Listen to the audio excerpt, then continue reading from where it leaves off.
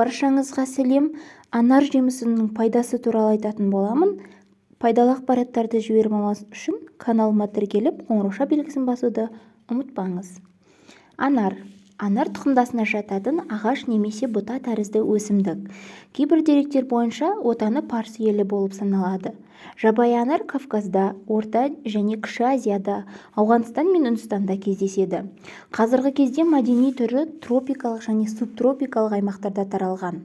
Сондай-ақ анар Қазақстанның жылы аймақтарында да кездеседі. Халық медицинасы анардың жемісі ғана емес, жапырағын, қабығын, тамырын да емге қолданады.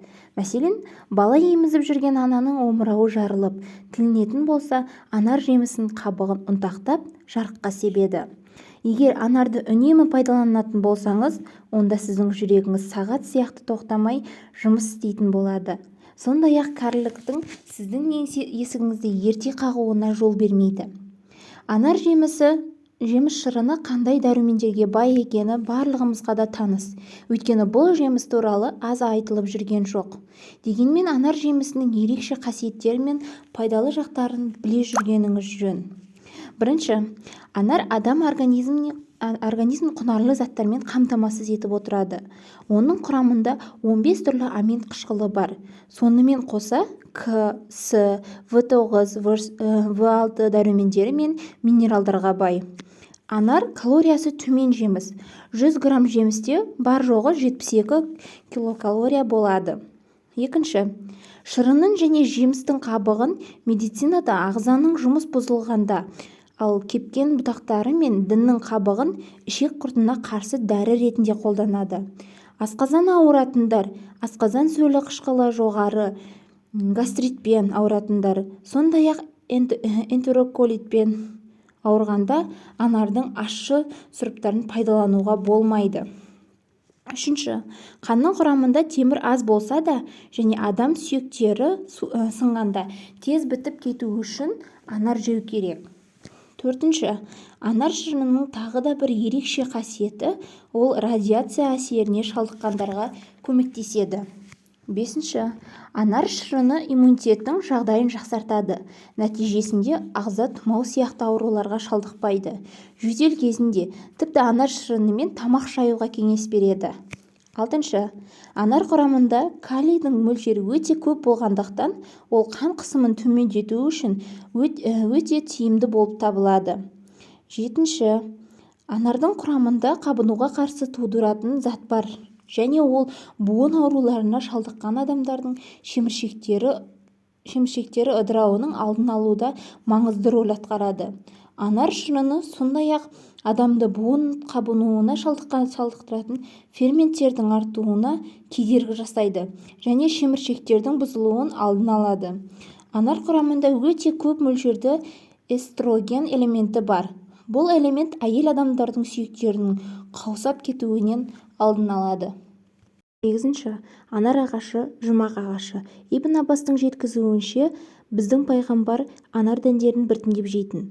Біз одан неге олай жасайсыз дегенімізде, жер бетінде бойында бірде-бір жаннаттан болмаған бірде-бір анар ағашы жоқ. Мен осы дәндердің бірі жаннаттық деп үміттенемін деп жауап берді. Ал Әли, Алла елшісінің анардың қызыл етін жеңіздер, себебі ол асқазанды тазартады деп айтқанын естіген. Тоғызыншы, анар косметика саласында аса кең таралған.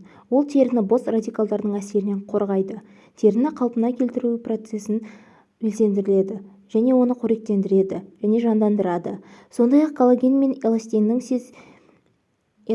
синтезделуіне мүмкіндік туғызады. Бұл әжім қыртыстарының жазылуына, терінің тығыздығы мен созылмалдылығын ұлғайтады. 10.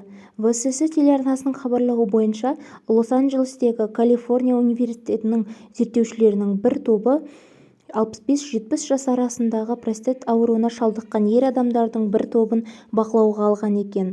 Бұл адамдар хирургиялық жолмен және лазерлік терапия арқылы простат ауруын емделуіне тырысыпты. Бірақ тексеру кезінде байқалған белгілерге қарағанда, бұл адамдардың ауруы одан да өршіп кеткен. Зерттеулердің ауруға шалдыққан осы адамдардың бірнешеуін таңдап алып, оларға күніне белгілі бір мөлшерде анар шырынын беріп отырды. Бұл шараның нәтижесінде осы адамдардың простат ауруының өршу жылдамдығын анар шырынын ішкеннен кейін айтарлықтай бәсеңдейді. 11. Анар қызуы көтерілген адамдарға да пайдалы. Құрамында С дәруменінің денедегі паразиттерді жойып қызуды басады. 12. Сонымен бірге анарды жөтелдің созылмалы түрлеріне ем ретінде пайдалануға болады. Бұл жемісте қанша көп пайдалы элементтің болатындығына таң қала алмаймыз. Себебі жаратушы Алланың өзі оны қасиетті Құранда атаған болса, демек сөз жоқ, ол адамзатқа пайдалы болғаны. Алайда есте сақтаңыз, кез келген асты шамадан тыс көп пайдаланбай, аз-аздан жеп отыру керек. Сонда ғана оның дәрумені бойға дариды. 13. Анар теріні тазартады, беттегі майды, тұрып қалған кірлерді кетіруге көмектеседі, беттің тартылып, әжімдердің азаюына көмектеседі. 14. Анарды қатерлі ісікпен, рак күресу үшін де қолданады. Ол ракпен зақымданған жасушаларды қоршап алып, қалпына келтіруге көмектеседі. 15. Анарды 2-3-4 айдан кейін түсік тастайтын әйелдер қолданса тіпті жақсы. Себебі анар Алланың қалауымен ұрықты ұстап тұруға көмектеседі екен. Негізі анардың шырынының өз қолыңызбен жасап ішкеніңіз денсаулыққа өте пайдалы.